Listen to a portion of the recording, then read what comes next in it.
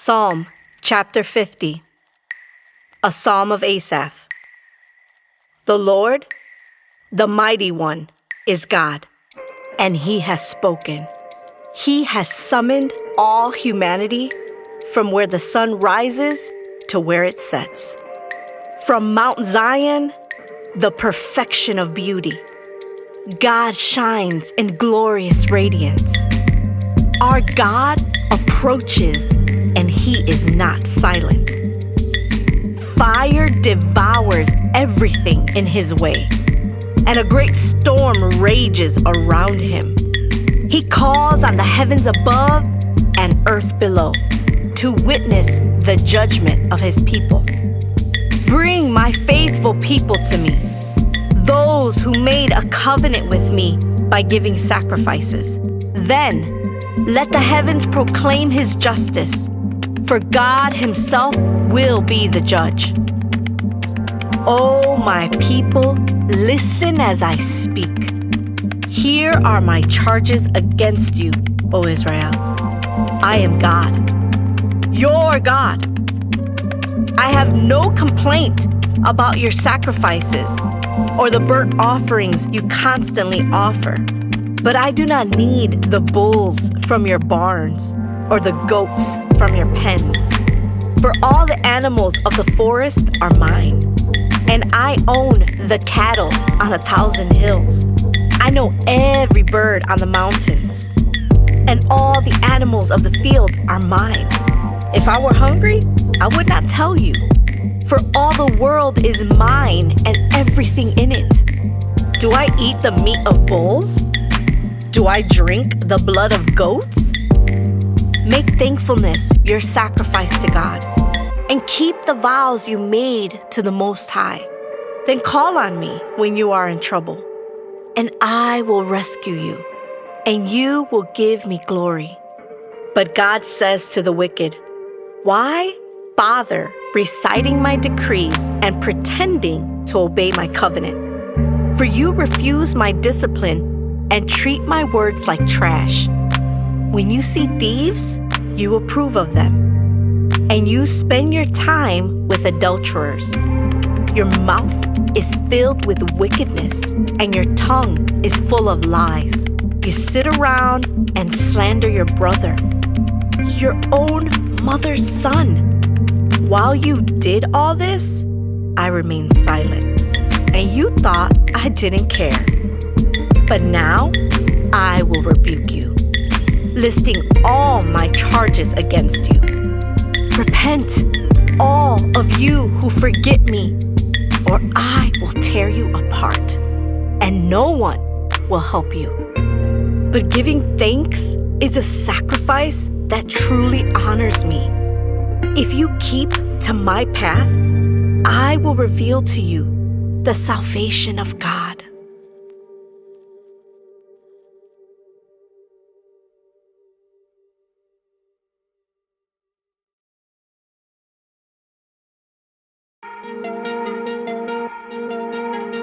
Judges chapter 1.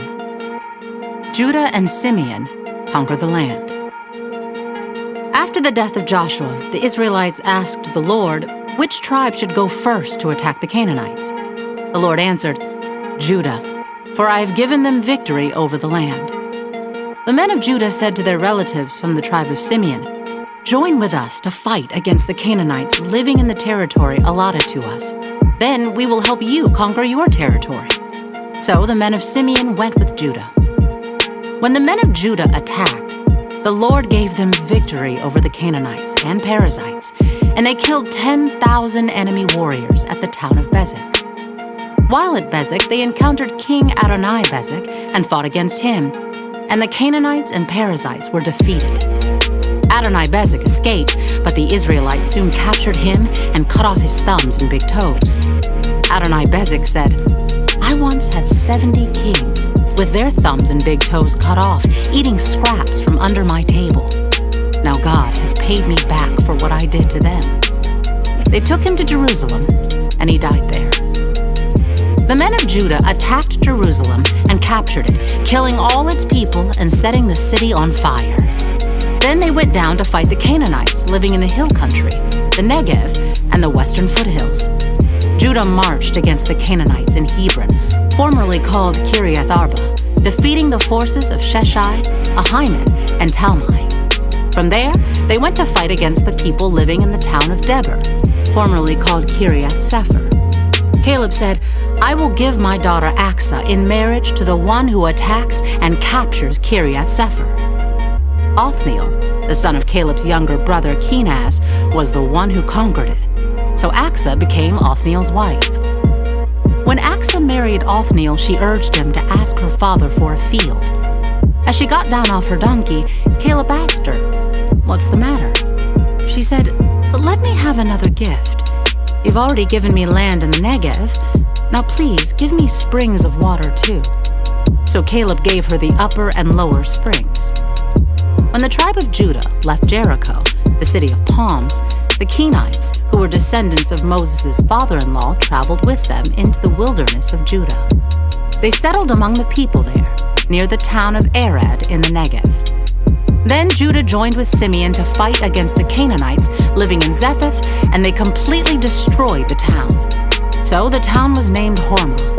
In addition, Judah captured the towns of Gaza, Ashkelon, and Ekron, along with their surrounding territories. Israel fails to conquer the land. The Lord was with the people of Judah, and they took possession of the hill country. But they failed to drive out the people living in the plains who had iron chariots. The town of Hebron was given to Caleb as Moses had promised, and Caleb drove out the people living there who were descendants of the 3 sons of Anak.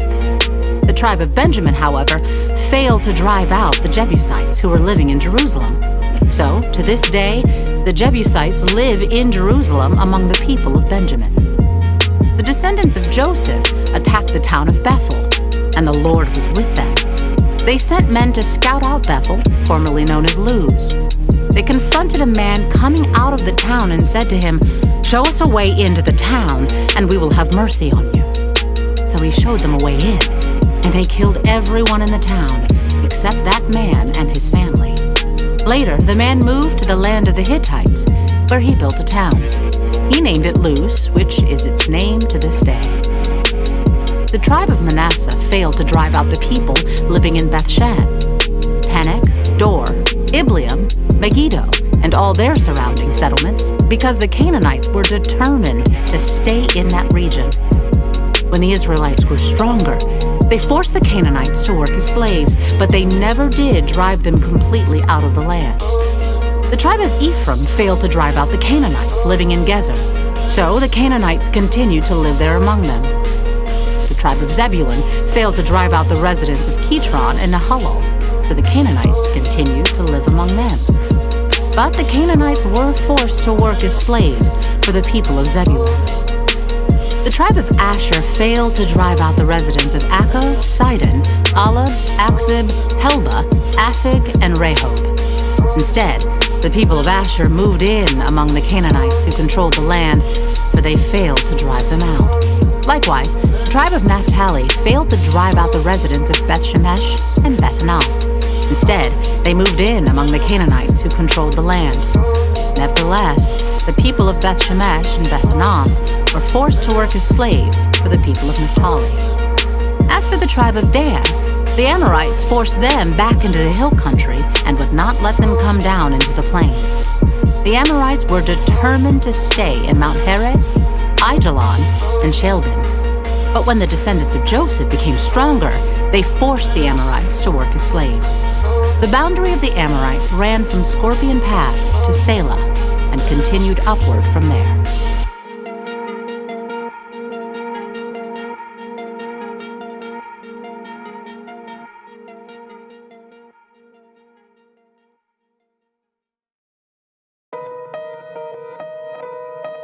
Judges chapter 2. The Lord's messenger comes to Bochim. The angel of the Lord went up from Gilgal to Bochim and said to the Israelites, "I brought you out of Egypt into this land that I swore to give your ancestors, and I said I would never break my covenant with you. For your part, you were not to make any covenants with the people living in this land. Instead, you were to destroy their altars. but you disobeyed my command. Why did you do this? So now I declare that I will no longer drive out the people living in your land. They will be thorns in your sides, and their gods will be a constant temptation to you." When the angel of the Lord finished speaking to all the Israelites, the people wept loudly. So they called the place Bochim, which means weeping, and they offered sacrifices there to the Lord. The death of Joshua. After Joshua sent the people away, each of the tribes left to take possession of the land allotted to them. And the Israelites served the Lord throughout the lifetime of Joshua, and the leaders who outlived him, those who had seen all the great things the Lord had done for Israel. Joshua, son of Nun, the servant of the Lord, died at the age of 110. They buried him in the land he had been allocated at Timnath-Serah, in the hill country of Ephraim, north of Mount Gash. Israel disobeys the Lord. After that generation died, another generation grew up who did not acknowledge the Lord or remember the mighty things he had done for Israel. The Israelites did evil in the Lord's sight and served the images of Baal. They abandoned the Lord, the God of their ancestors who had brought them out of Egypt. They went after other gods, worshiping the gods of the people around them, and they angered the Lord. They abandoned the Lord to serve Baal and the images of Ashtoreth. This made the Lord burn with anger against Israel, so he handed them over to raiders who stole their possessions. He turned them over to their enemies all around, and they were no longer able to resist them. Every time Israel went out to battle, the Lord fought against them, causing them to be defeated, just as he had warned, and the people were in great distress. The Lord rescues his people. Then, the Lord raised up judges to rescue the Israelites from their attackers. Yet Israel did not listen to the judges, but prostituted themselves by worshiping other gods. How quickly they turned away from the path of their ancestors who had walked in obedience to the Lord's commands. Whenever the Lord raised up a judge over Israel, he was with that judge and rescued the people from their enemies throughout the judge's lifetime. For the Lord took pity on his people who were burdened by oppression and suffering. But when the judge died, the people returned to their corrupt ways, behaving worse than those who had lived before them. They went after other gods, serving and worshiping them, and they refused to give up their evil practices and stubborn ways. So the Lord burned with anger against Israel. He said, "Because these people have violated my covenant which I made with their ancestors, and have ignored my commands, I will no longer drive out the nations that Joshua left unconquered when he died. I did this to test Israel, to see whether or not they would follow the ways of the Lord as their ancestors did. That is why the Lord left those nations in place. He did not quickly drive them out or allow Joshua to conquer them all."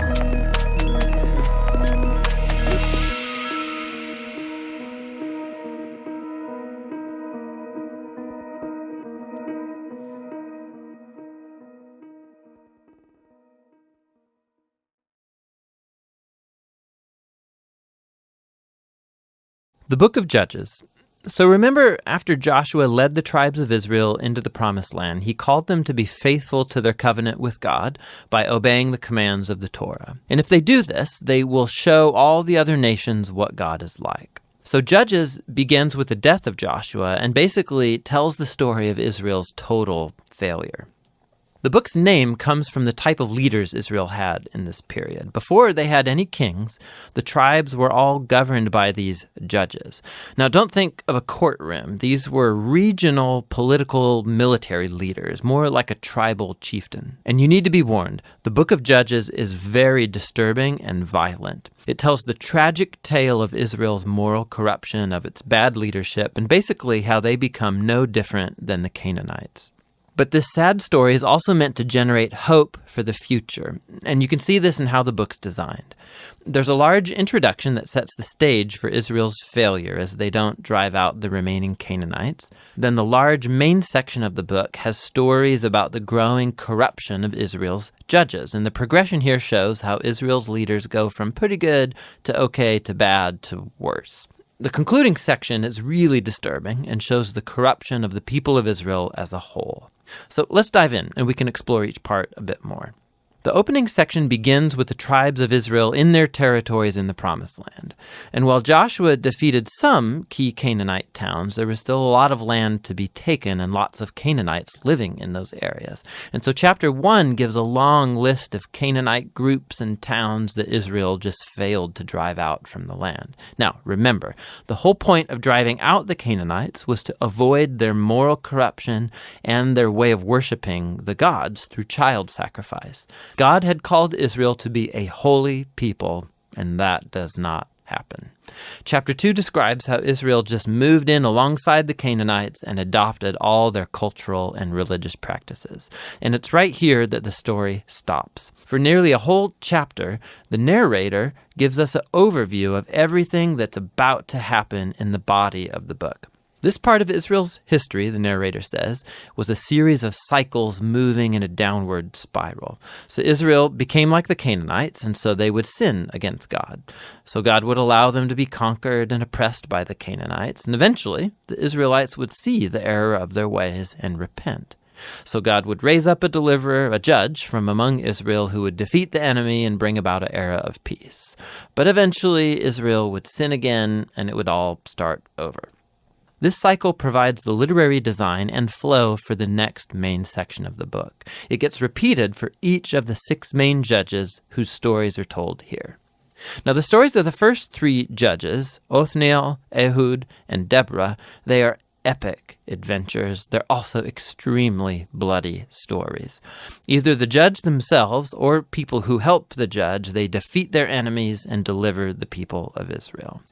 The stories about the next 3 judges are longer, and they focus in on the character flaws of the judges, which get increasingly worse.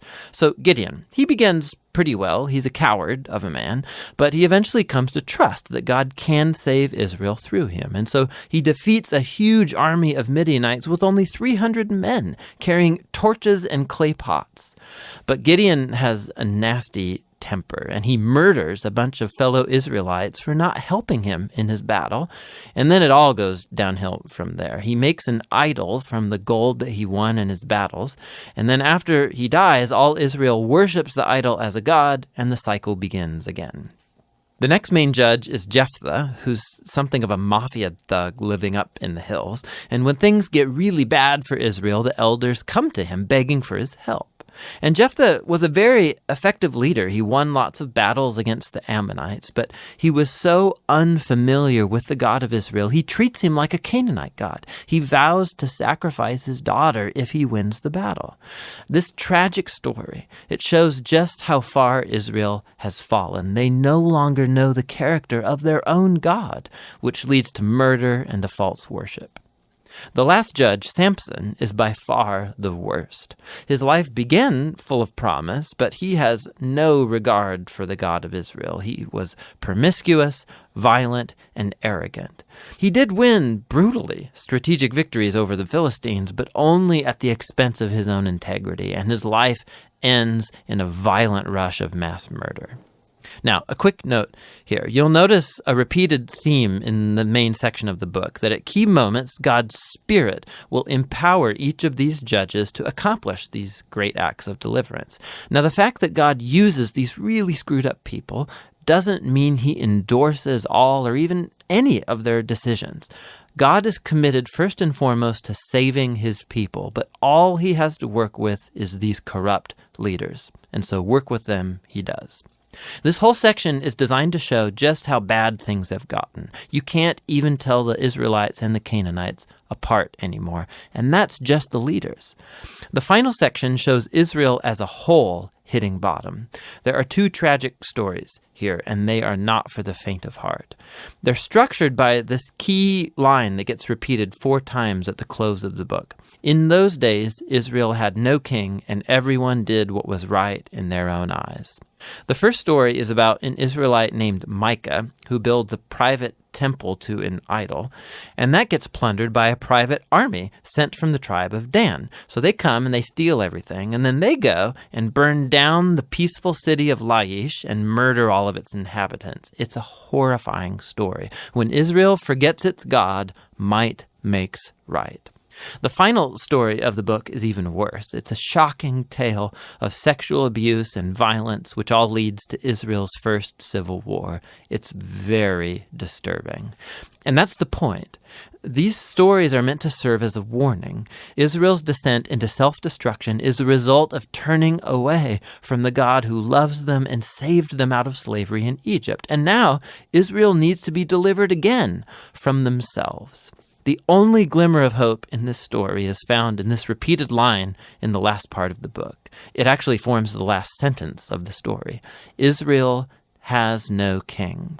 And so the stage is set for the following books to tell the origins of King David's family, the book of Ruth, and also the origins of kingship itself in Israel, the book of 1 Samuel. But the story of Judges has value as a tragedy. It's a sobering explanation of the human condition, and ultimately it points out the need for God's grace to send a king who will rescue his people. And that's the book of Judges.